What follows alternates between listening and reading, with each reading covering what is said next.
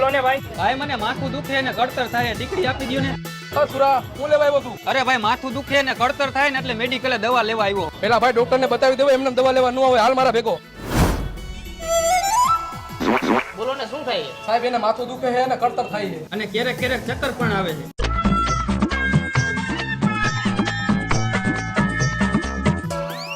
હાલી આ મેડિકલે જઈને લઈ લેજો દવા. દવા તો મેડિકલ માંથી લઈ લઈશ, પણ તમને કેટલા પૈસા દેવાના ચેક કરવાના? 200 રૂપિયા દેવાના.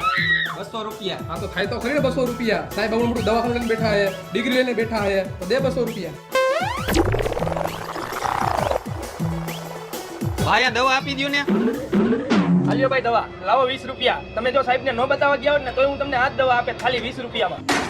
આ દવા 20 રૂપિયામાં પડતી હતી, ડોક્ટર ને બતાવવા ગયા ને એટલે આ દવા 220 રૂપિયાની પડી. તો હું થઈ ગયું? આમ તો પાન મવા ગુટકા સિગરેટ બધું ખાઈ જાવો, પી જાવો. અહીંયા પૈસા નથી બગાડતા તમારા? દવાખાને દેતા હાલ આવે છે.